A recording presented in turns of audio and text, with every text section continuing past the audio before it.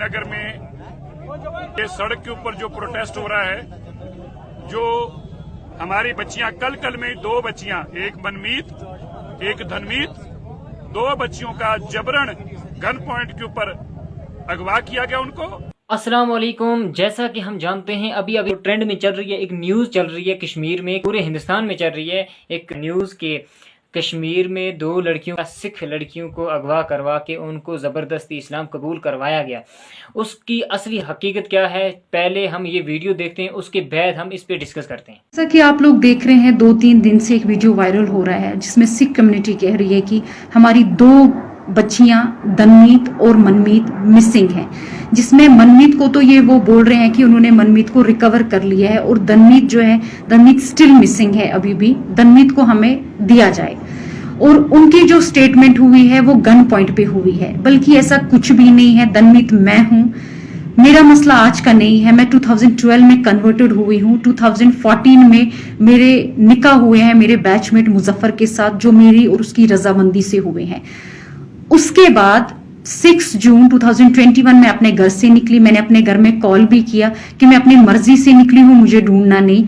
और विदिन 2 घंटे में पुलिस ने मुझे लोकेट कर दिया और सदर पुलिस स्टेशन बागात ले आए, जिसमें ऑलरेडी पूरी सिख कम्युनिटी और मेरी फैमिली वहां पर थी। उसके बाद एसएचओ ने मेरा स्टेटमेंट लिया, जो मेरा स्टेटमेंट सिर्फ ऑरल ले रहा था।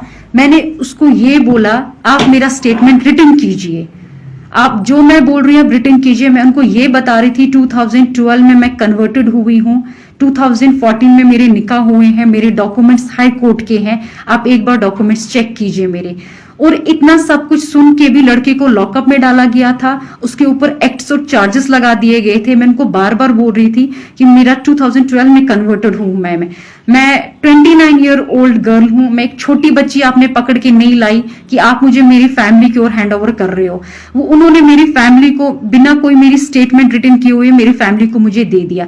मैं बार बार उनसे ये कह रही थी कि प्लीज आप मेरे डॉक्यूमेंट्स देखिए। उन्होंने मेरे डॉक्यूमेंट्स चेक भी किए, स्टिल उन्होंने मेरी फैमिली को मुझे हैंड ओवर कर दिया।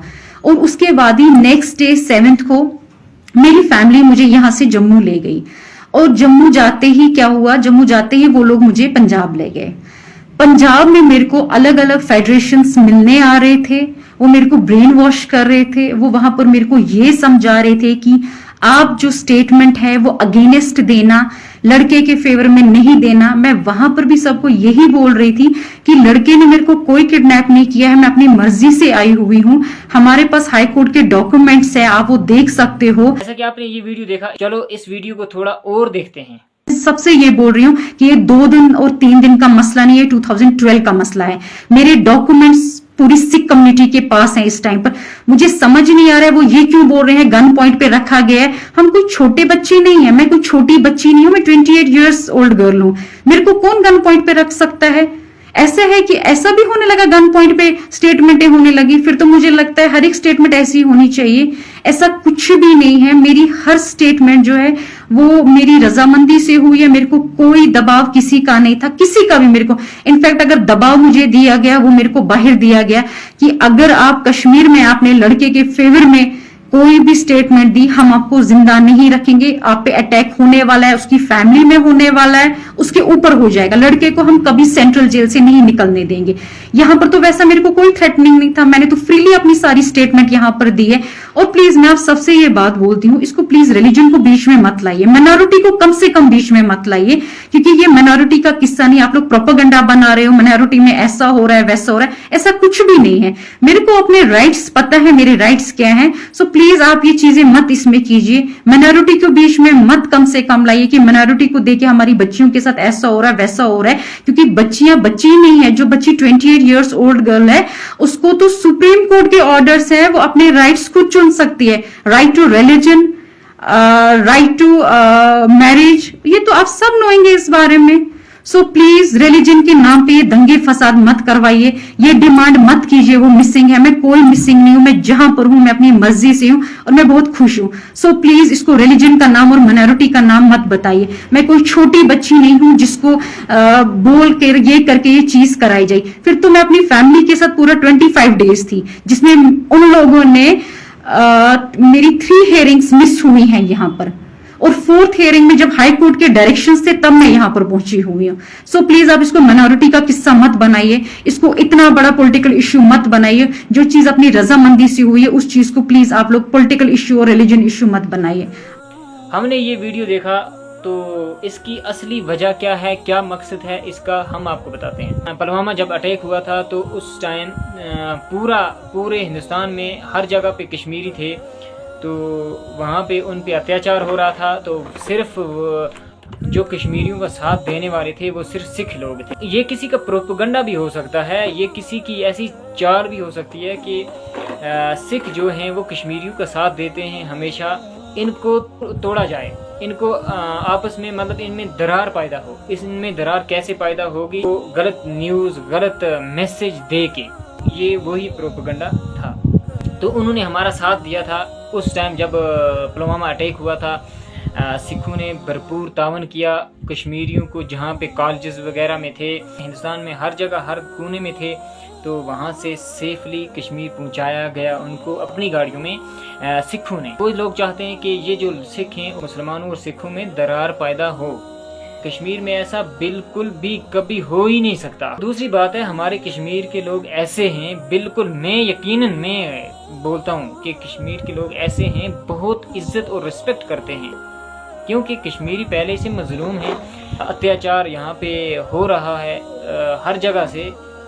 तो कश्मीरी ऐसा बिल्कुल नहीं कर सकते हैं। वो हर जो बाहर से हिंदुस्तानी आता है, जो भी आते हैं, उनकी बहुत इज्जत और रिस्पेक्ट करते हैं, ऐसी बात बिल्कुल भी नहीं है। और इसके बाद भी रिस्पेक्ट करते रहेंगे इंशाल्लाह हम उनकी।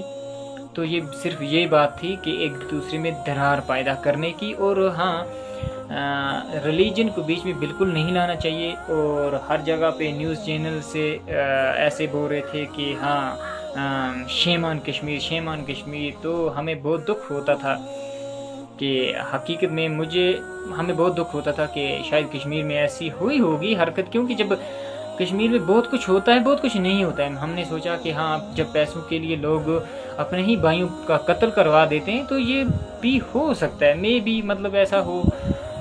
तो लेकिन हमारे कश्मीर में बहुत सारे लोग, बहुत लोग ऐसे हैं, बहुत अच्छे लोग हैं, ऐसी बिल्कुल कोई बात नहीं है।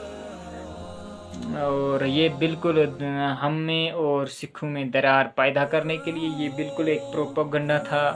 क्या ज़रूरत है हम लोगों को ऐसा करने की? हमारे मतलब कश्मीरियों को कोई ज़रूरत नहीं है ऐसा करने की कि ज़बरदस्ती किसी पे अत्याचार करना। ऐसा हमारे कश्मीर में बिल्कुल नहीं हो सकता। हाँ, कश्मीरियों पे होता है, लेकिन कश्मीरी किसी पे अत्याचार इंशाल्लाह नहीं करेगा। हम लोग बिल्कुल, फर्स्ट ऑफ ऑल हम मुसलमान हैं और दूसरा हम कश्मीरी हैं। मुसलमान पूरी दुनिया में तो आपको मजलूम कौम है, मतलब जुल्म उन पे होता है पूरी दुनिया ही में। लेकिन जो कश्मीर में हो रहा है, कश्मीरी मजलूम कौम, अलग अलग कानून इन पे लागू किए जाते हैं। हम पे कश्मीर पे कैसे कैसे कानून लागू किए जाते हैं, लेकिन हम चुपचाप सहते हैं। कभी हमने आवाज़ नहीं उठाई। जैसे वो कानून निकालते हैं तो हम बस एक्सेप्ट कर लेते हैं, बिकॉज ऑफ, क्योंकि हमें पता है कि हम नहीं मानेंगे तो हमें बोलेंगे ये देशद्रोही हैं, या मतलब कुछ भी बता के हमें बस हमारे ऊपर केस हो सकता है। सो कि जब भी आप कोई न्यूज़ देखो या मतलब ऐसी कोई अफवाह देखो, सुनो, तो उस पे एक्शन लेने से पहले जान लेना ज़रूरी है। उस पे इन्वेस्टिगेशन करना बहुत ज़रूरी है। पहले जान लो, ये किसी दुश्मन की चाल भी हो सकती है, किसी का प्रोपेगेंडा भी हो सकता है, किसी में दरार डालने के लिए। बिल्कुल ऐसी बात यहाँ पे बिल्कुल ही नहीं होगी, कभी भी नहीं होगी इंशाअल्लाह। तो thank you for watching my video.